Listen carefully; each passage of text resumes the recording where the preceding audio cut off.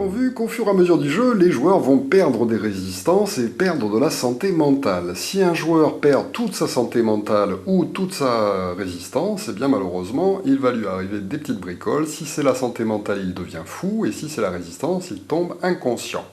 Immédiatement, il va perdre la moitié de ses objets arrondis à l'inférieur. Donc par exemple, là j'ai 1, 2, 3, 4 objets. Effectivement, ceci est une compétence et ça ne compte pas dans les objets. Je vais garder les trophées de monstres que je peux avoir les trophées de portail aussi, mais par contre je perds la moitié des objets. Donc je pourrais décider en fait de perdre par exemple un fouet et un œil du dragon. Et je vais perdre aussi la moitié de mes jetons indices, toujours pareil, arrondi à l'inférieur. Là, si j'en ai 3, je ne vais en perdre qu'un seul. En plus de ça, si j'ai des cartes spéciales acomptes, comme celle-ci, eh bien, ils seront tous perdus. Tous les acomptes sont enlevés. Ensuite, si je suis devenu inconscient, on va m'envoyer à l'hôpital Sainte-Marie et on va me rendre un jeton de résistance. Par contre, je ne pourrai pas faire de rencontre lors de ce tour. Au tour d'après, je pourrai cependant jouer tout à fait normalement. Si je deviens fou, on m'envoie à l'asile d'Arkham qui se trouve ici. On me donne un pion de santé mentale et je pourrai de la même façon jouer normalement à partir du tour suivant.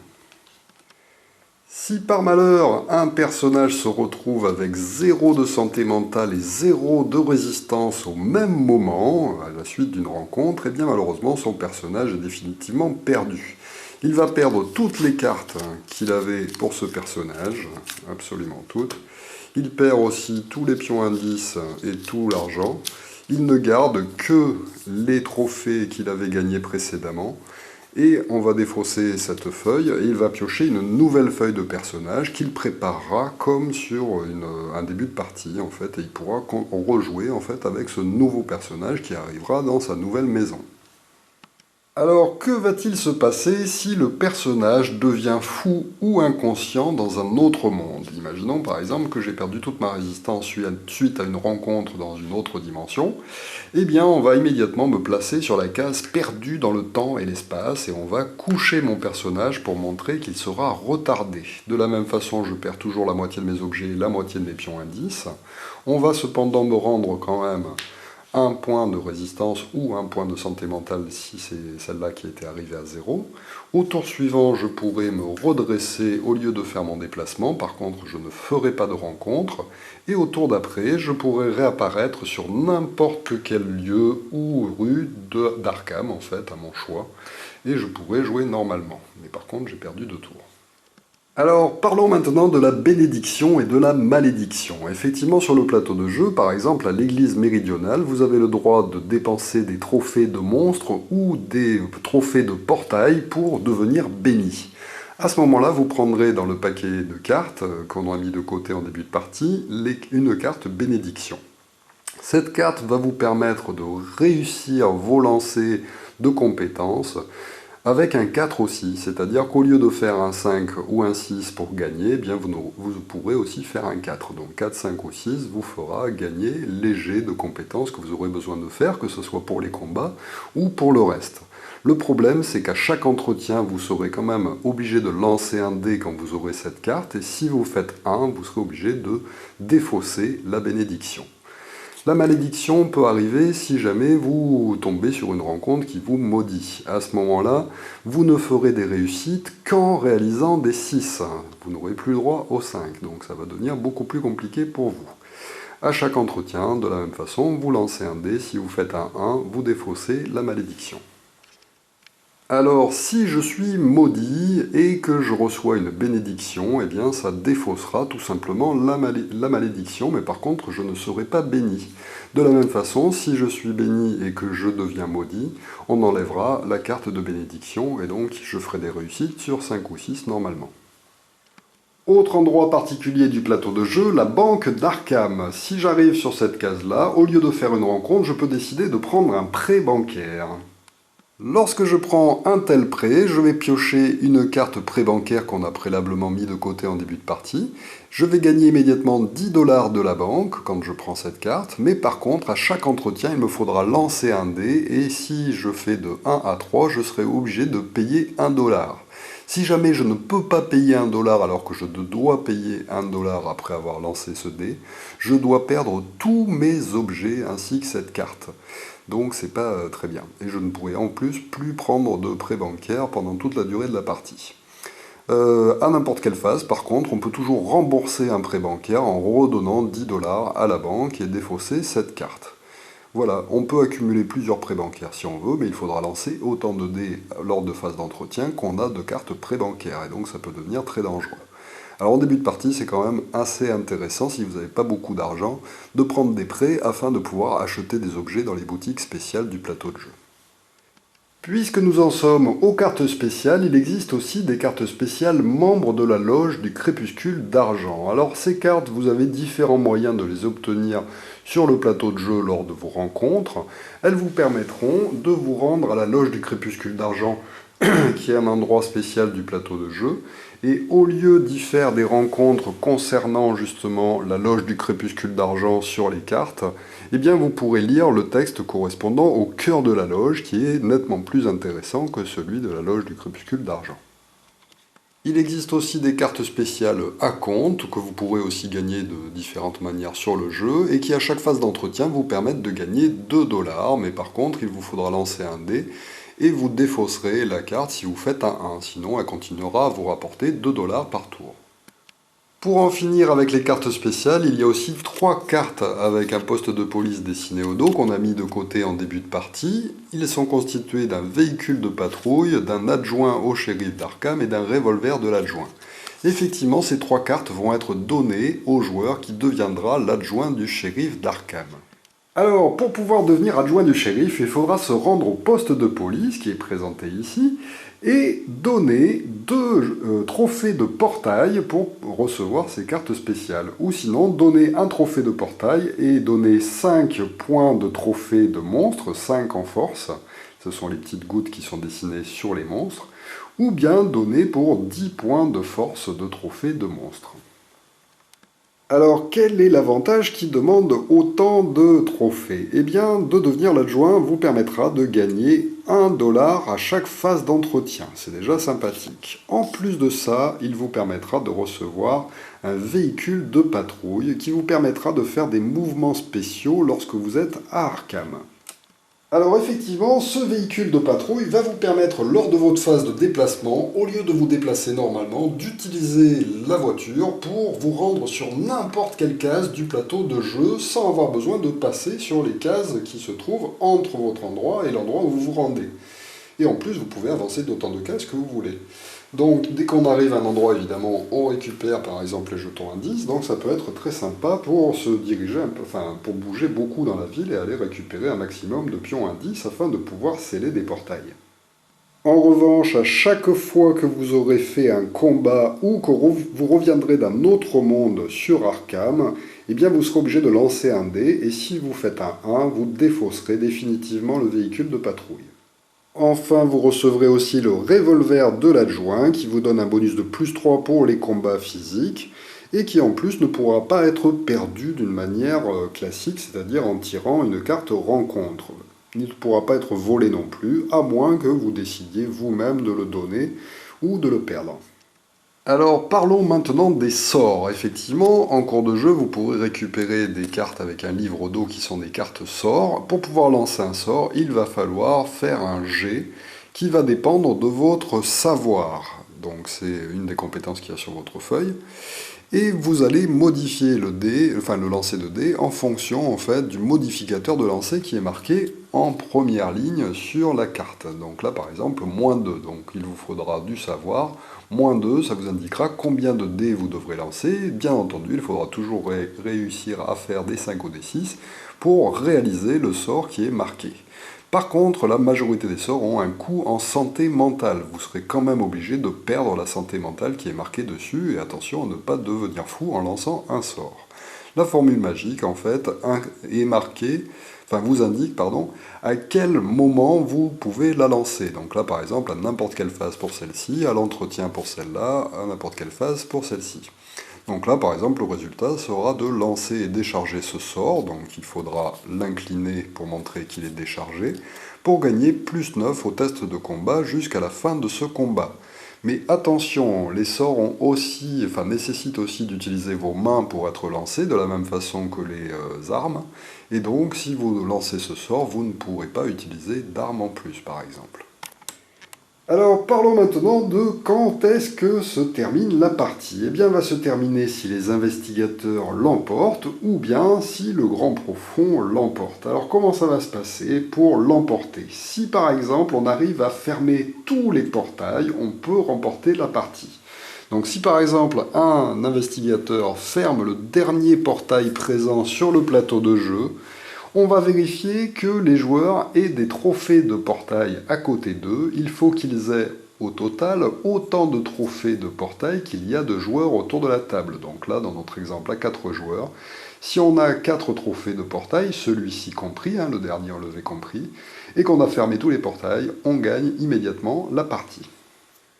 Deuxième possibilité de gagner, si un joueur parvient à sceller un portail qui amène le total de portails scellés par un signe des anciens à 6, eh bien on emporte la partie. Donc, quel que soit le nombre de joueurs, ce sera 6 portails définitivement scellés avec un signe des anciens pour l'emporter. Dernière possibilité, gagner la partie en battant le grand ancien qui s'est réveillé, c'est-à-dire le monstre final, en réussissant à lui retirer le dernier jeton de destin qui est présent sur sa feuille. Si les joueurs arrivent ainsi à le battre lors de la bataille finale, ils emportent aussi la partie. Alors parlons maintenant un peu de cette bataille. Mais d'abord, pour qu'il y ait bataille, il faut que le grand ancien se réveille, et il peut se réveiller de différentes façons. La première façon, la plus classique, est que si on place un jeton de destin sur la dernière case de sa feuille, il se réveille immédiatement et le combat va commencer contre lui. Deuxième possibilité, si trop de portails sont ouverts à Arkham, eh bien le grand ancien se réveille aussi immédiatement. Alors cette limite va dépendre du nombre de joueurs, vous regarderez dans la règle du jeu. Quand on joue à 4 joueurs, par exemple, c'est 7 portails. Dès que le 7e portail va s'ouvrir à Arkham, le grand ancien se réveille. Troisième possibilité d'éveil du grand ancien, s'il n'y a plus de jetons portail ici. Effectivement, au fur et à mesure du jeu, on va placer les jetons portail en jeu. Et s'il ne reste plus qu'un jeton portail et qu'on le place en jeu, eh bien malheureusement le grand ancien se réveille. Alors je vous rappelle qu'à chaque fois que vous allez dépenser des trophées de portail pour gagner des choses sur le plateau de jeu, vous les remettrez au bas de la pile de pioche des tuiles de portail.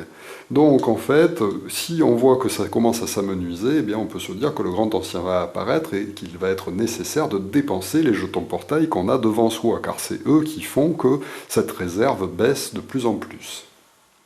Quatrième possibilité pour l'éveil du grand ancien, s'il n'y a plus de monstres dans la pioche, c'est-à-dire que la majorité des monstres sont aussi sous forme de trophées devant les joueurs. Alors c'est quand même assez improbable comme fin de partie, mais ça peut éventuellement arriver. Si jamais donc au moment où on doit rajouter un monstre, il n'y en a plus, eh bien le grand ancien se réveille immédiatement. De la même façon que pour les portails, je vous rappelle que quand vous utilisez des trophées de monstres pour gagner des choses sur le plateau, eh bien ils sont remis dans la réserve. Dernière possibilité pour que le grand ancien s'éveille, si jamais le niveau de terreur atteint 10, nous avons vu qu'il n'y a plus de limite au nombre de monstres qui peuvent être en ville. Donc à 4 joueurs par exemple, c'est 7 monstres en ville, puisque cette limite de monstres est toujours du nombre de joueurs plus 3. Donc si jamais on arrive sur 10, eh bien on peut dépasser 7 monstres en ville. Mais par contre, si d'autres monstres commencent à arriver et qu'on atteint le double de cette capacité initiale, c'est-à-dire 14 dans ce cas-là, alors qu'on est au niveau de terreur numéro 10, eh bien le grand ancien va se réveiller immédiatement. Alors, dès que le grand ancien se réveille, on va prendre les pions des personnages et les regrouper autour de lui. Effectivement, ils ne peuvent plus se balader dans la ville. Et on va lui ajouter des pions destin jusqu'à ce que sa feuille soit remplie, si ce n'est pas déjà le cas. Ensuite, s'il y a encore des cartes mythes qui sont actives, eh bien on va toutes les défausser, c'est terminé. Si jamais au moment de l'éveil du grand ancien, il y a des joueurs qui sont perdus dans le temps et l'espace, eh bien malheureusement ils sont immédiatement dévorés et ils ne pourront pas participer au combat final. Une fois que ceci est fait, eh bien, il va y avoir des rounds de combat qui vont se dérouler toujours en 3 phases. Une phase d'entretien, une phase d'attaque des investigateurs et une phase d'attaque du grand ancien. Et on continuera ainsi de suite jusqu'à ce que les investigateurs aient perdu ou que le monstre ait été battu. Ensuite, il faudra aussi vérifier qu'il n'y a pas quelque chose de spécial concernant la bataille par rapport au monstre. Donc là, par exemple, avec Ig, au début de la bataille, chaque investigateur est maudit. Un investigateur qui est déjà maudit est dévoré. On va donc donner une carte maudit à chaque joueur. Il ne fera des réussites que sur un 6. Les investigateurs qui sont bénis eh bien, vont pouvoir défausser leur carte bénédiction et ils ne prendront pas de carte maudit. Donc autant dire que pour combattre Ig, il faut mieux être tous bénis avant le début du combat de façon à pouvoir combattre contre lui normalement. En plus de ça, nous l'avons vu, si jamais on est déjà maudit, eh bien malheureusement Ig nous dévore directement et on ne participera pas à la bataille finale. On commence donc par une phase d'entretien qui est comme la phase d'entretien classique, c'est-à-dire qu'on va pouvoir ajuster ses compétences, voire utiliser ses compétences spéciales ou ses cartes spéciales, mais attention, les cartes qui nécessitent du mouvement ne pourront plus être utilisées vu que ce n'est pas une phase de mouvement mais une phase d'entretien, et on ne peut pas non plus gagner d'argent, de toute façon ça sert à rien, puisqu'on ne peut plus acheter quoi que ce soit, donc on va pouvoir défausser les cartes qui rapportent de l'argent puisqu'elles ne seront pas utilisées jusqu'à la fin de la partie. En plus de ça, lors de cette phase d'entretien, les joueurs sont considérés comme étant au même endroit. Ils pourront donc s'échanger entre eux différents objets, différentes cartes pour pouvoir combattre le monstre.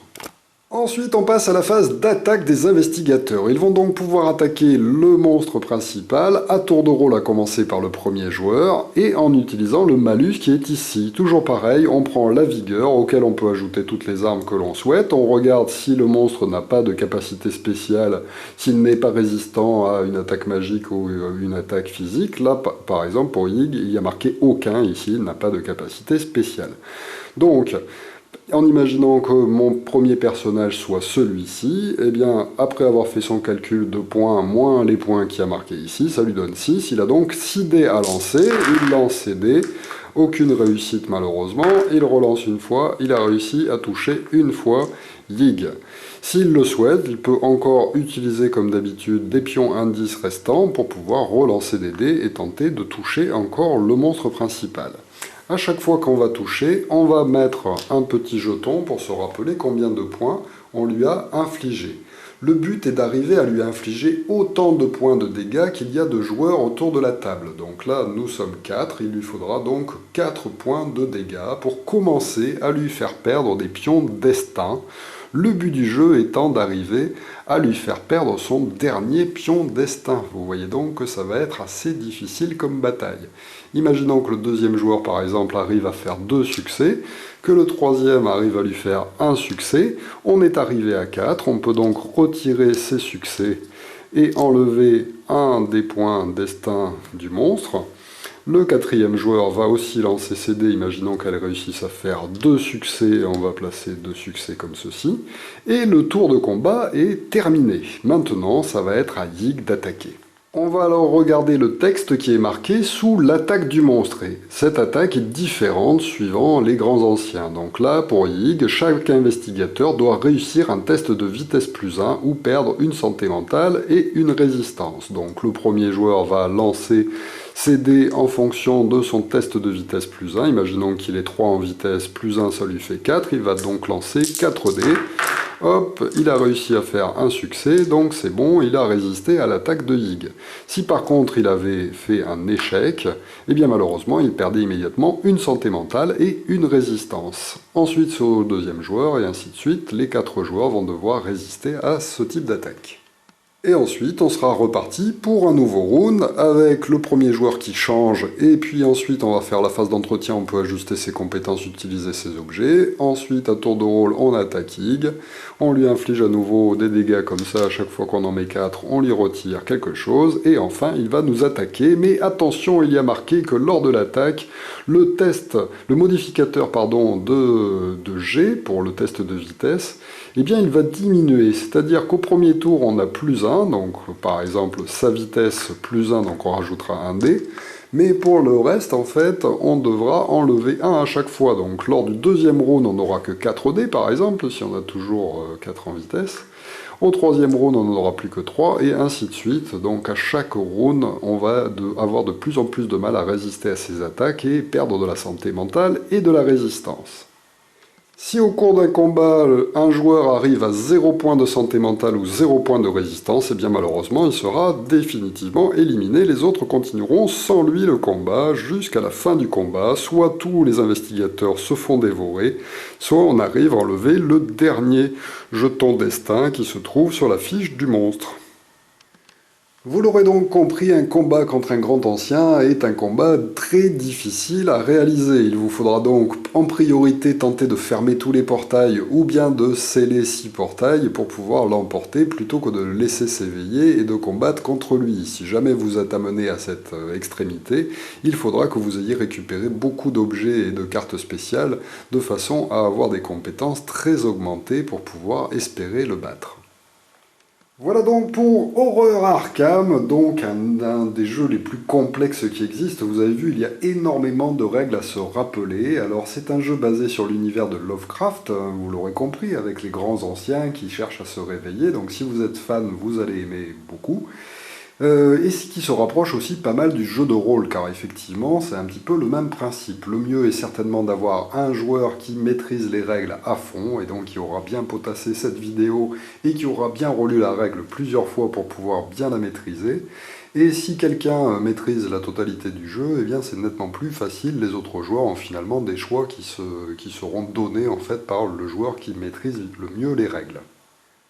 Alors la règle n'est pas encore tout à fait complète car il y a des capacités spéciales qui sont marquées sur les monstres sous la forme de texte en gras. Embuscade, immunité physique, résistance physique et magique, on l'a vu un petit peu. Enfin, l'immunité physique et magique. La résistance, c'est qu'on va diviser par 2 les attaques physiques ou les attaques magiques pour les monstres. Il y a des cauchemardesques, des irrésistibles, des morts-vivants, etc. Je ne vous en fais pas le détail, car c'est assez bien fait. Sur le dos de la règle du jeu, vous avez un résumé de toutes ces capacités spéciales. Vous pourrez les voir en cours de jeu. Et pour une partie d'initiation, je vous conseille carrément de les ignorer. C'est-à-dire que lorsque vous allez rencontrer un monstre, vous allez effectuer juste ce qui concerne en fait le test d'horreur et les tests de combat, mais ne pas utiliser les capacités spéciales des monstres. Vous pouvez aussi ignorer en fait la couleur du monstre pour les déplacements spéciaux de ceux-ci. Il y a déjà pas mal de choses à voir. Vous pouvez aussi ignorer les textes spéciaux qu'il y a sur les cartes de mythes et ne faire uniquement que les apparitions de portails, les mouvements des monstres et les apparitions d'indices. Pour une première partie, ça me paraît aussi relativement sympa pour découvrir le jeu. Vous pouvez aussi peut-être éventuellement ajuster les compétences spéciales des monstres que vous allez rencontrer à la fin, c'est-à-dire les grands anciens, de façon à rendre le jeu un tout petit peu plus simple à appréhender pour une première partie. À l'arrière de cette règle, vous avez aussi les résumés des différents points en fonction du nombre de joueurs. Donc par exemple, le nombre de portails maximum qui peuvent être ouverts en jeu avant que le grand ancien se réveille.